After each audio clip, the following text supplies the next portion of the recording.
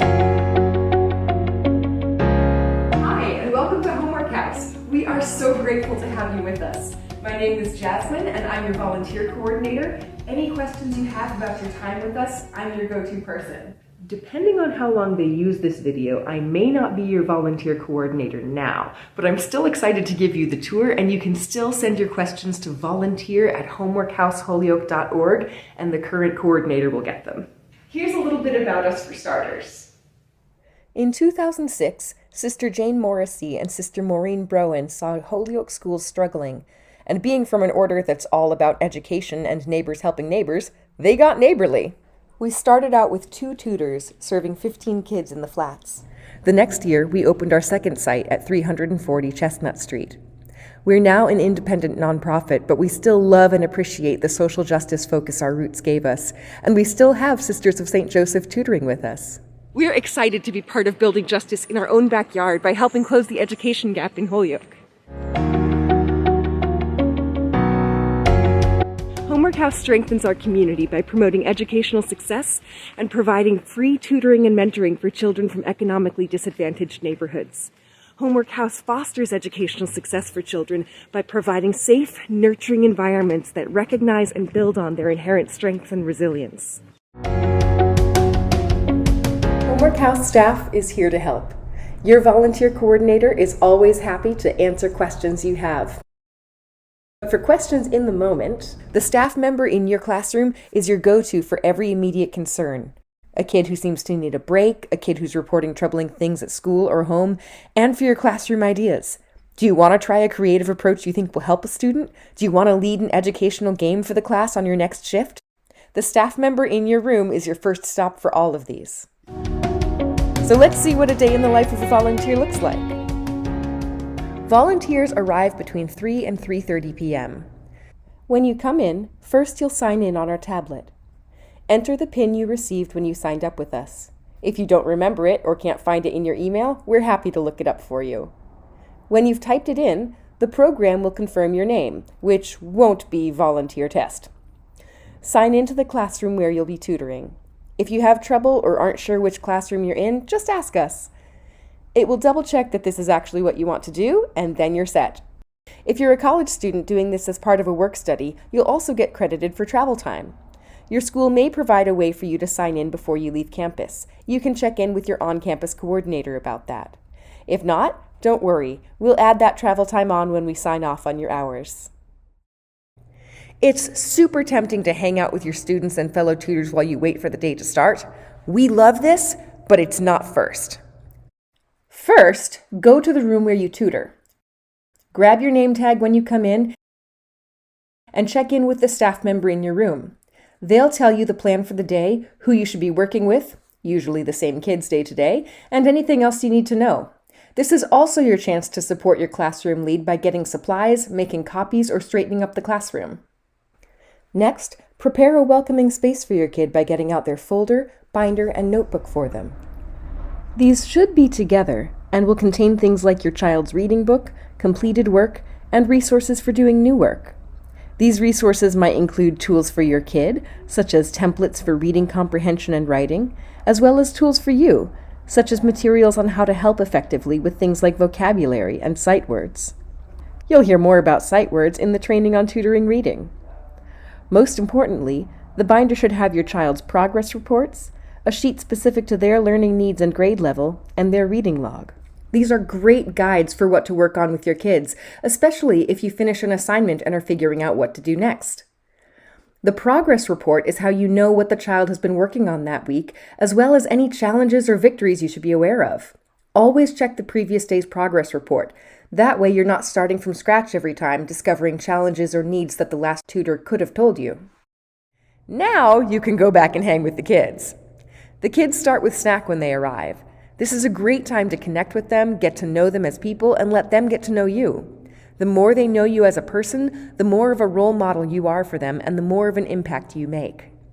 Now is when you get to do what you came for, tutoring and mentoring. The teacher will guide what the class is doing.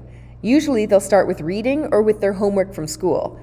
If your student tells you they don't have any homework that day, ask them to show you their backpack. Chances are they do.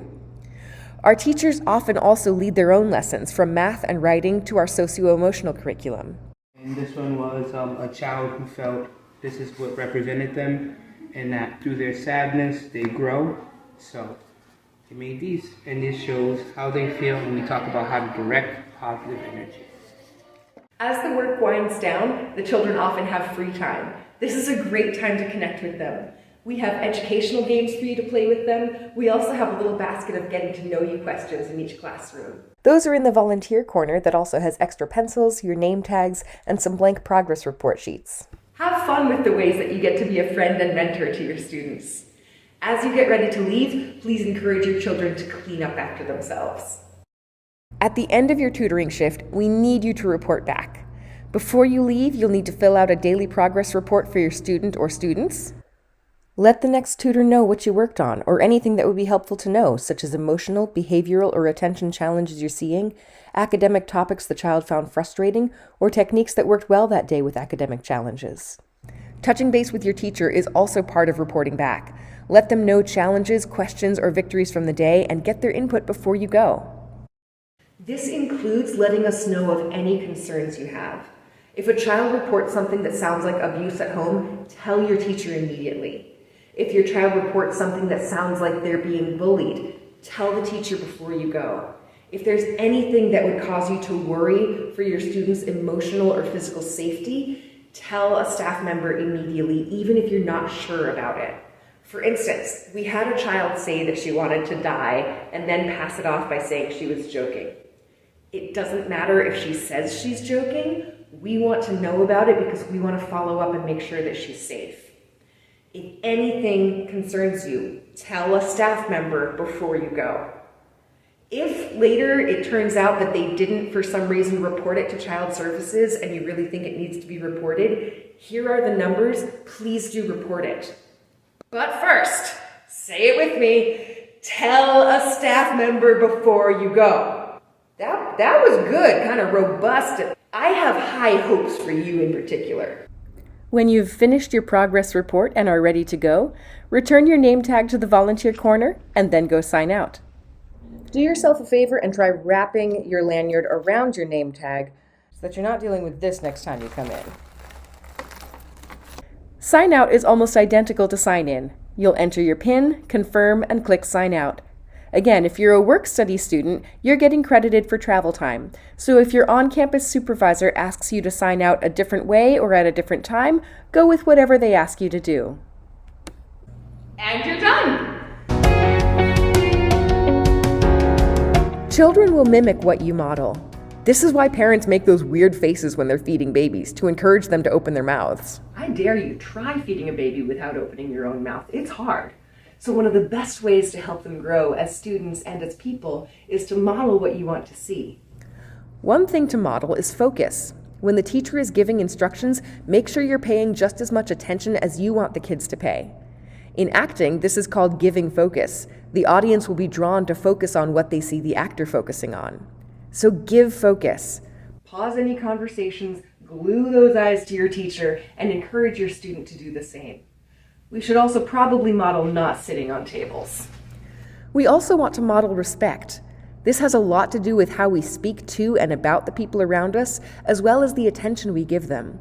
Listen well to the kid you're working with. Learn to pronounce their name. Make sure they know your name. One of the biggest ways we model respect, and show our students that we respect them, is putting our cell phones away. Be present to your students and show them how to be present to others. Sometimes it's hard for a struggling student to get into a subject. One of the best ways to help is to be interested in it yourself. Have fun being creative with your explanations, make games out of the subject, engage with it the way that you want to see them engaging. Most of our kids are working below grade level. Sometimes progress is slow going and it's easy for kids to feel discouraged or want to goof off because they're not sure they can do it. This is your chance to encourage their perseverance, notice and celebrate their efforts, and persevere through the challenge with them.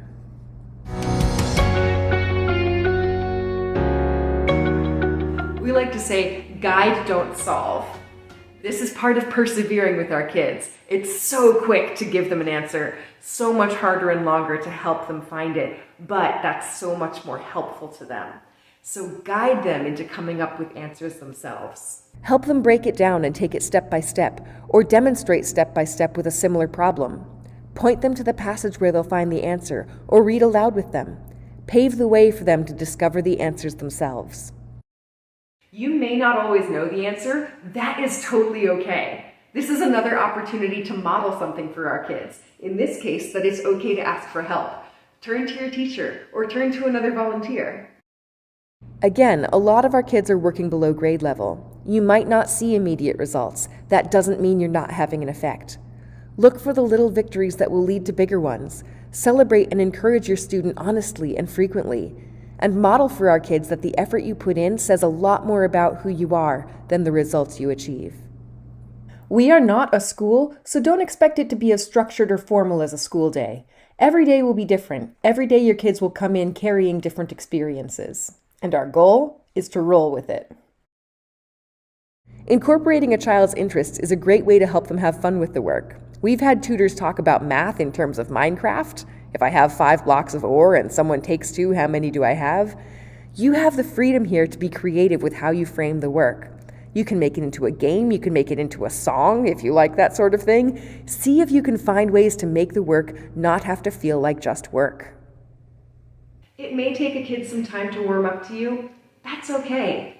You might have some boundaries that they weren't expecting either, and that's okay too.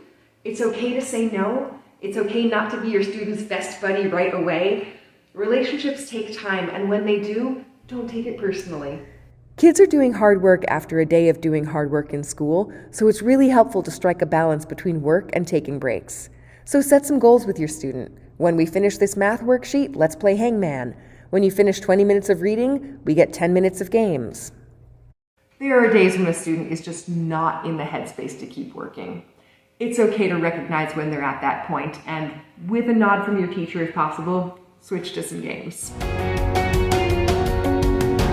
We're here to help kids learn, but of course our first priority is to keep everyone safe. You'll do a more in-depth abuse prevention training later, but here are some of the boundaries we have in place. Homework House has a no-touch policy. This is kind of the worst because we've got a lot of wonderful children who would like nothing better than to run up and give you a huge hug or come and sit in your lap, often without asking. But we can't. Obviously, don't shove a kid away, but we want to make sure nothing we do is misinterpreted, so we redirect kids to things like high fives. We also have a policy where we never have a child alone with an individual. So if you're going to accompany a child to the bathroom, check and see if there are other kids who need to go at the same time, or take another volunteer with you. Speaking of bathroom trips, always check in with your teacher before stepping out of class with a kid. They might be in the middle of an explanation and just need them to wait a minute, or they may be noticing a pattern where a kid keeps asking in order to get out of class, so just check in with them first. When you do take your group to the bathroom, wait outside and make sure there aren't more kids than there are stalls. Keep an ear out and check in verbally as needed. Unfortunately, we live in a world where children do abuse other children, and the bathroom is the most common place for that to happen. Of course, if you're at our site in the flats, the bathroom is single occupancy and right within view of the classroom, so this doesn't apply as much. If you're a minor, you are exempt from bathroom duty. We never have minors bringing children to the bathroom. Being a no-touch organization, we obviously don't use corporal punishment such as spanking. We also make sure that we don't use humiliation or verbal abuse, or withhold food, water, or shelter from any child. Try and keep it positive, try reframing the situation, pull in help from your teacher as needed. Bottom line, keep kids safe and knowing that they're respected and cared for here. Lastly, bathroom accidents happen. We never punish a child for soiling, wetting, or not using the toilet. All that said, we do want our kids to have good boundaries too, and we do want you involved and active in behavior management. So do model focus. Do call their attention back to the task at hand. Do call them out on it when they're breaking class rules or forgetting to treat another child with kindness. Do redirect their energy towards positive things rather than chaos. When we make boundaries clear for kids, they know what to expect and can feel more grounded and safe for their time here. We'd like to leave you with a little wisdom from our kids. What do you think a new tutor should know when they come in? To be kind and to help them learn. need to try their best. I'm a crazy person. Take care of the children. I hope everybody can see how you need to be. They should know how to help them. And how to do equations. To never give up because kids are kids. What do you think a new tutor should know when they come in?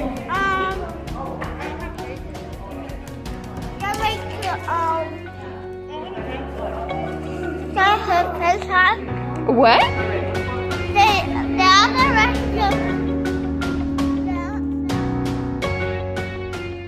Thank you so much for being part of the work we do alongside families in Holyoke. We are so excited to work with you. We'll provide more training opportunities throughout the year to help you as you grow as a tutor. If there are specific subjects you want us to address, shoot us an email and we'll see if we can get it into the schedule. If you have ideas for your classroom, run them by your teacher. We love having ideas from our tutors. They're really useful and they almost always get incorporated into what we do. You are one of our biggest assets that way, so keep them coming. And of course, if you have any questions, you can forward them to me or your teacher or your site coordinator. Thank you so much and welcome to the Homework House family.